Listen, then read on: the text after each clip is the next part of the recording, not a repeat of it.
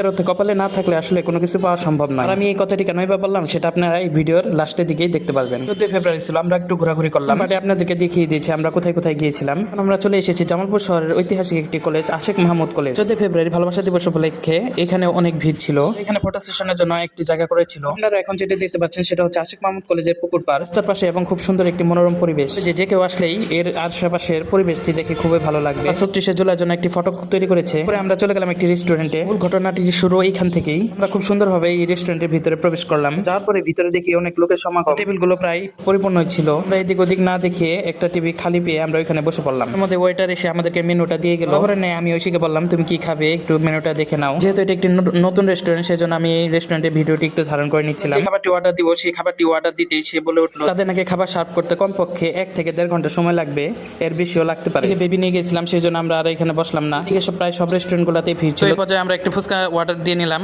তো আজকের মতো এই পর্যন্ত, আল্লাহ হাফেজ।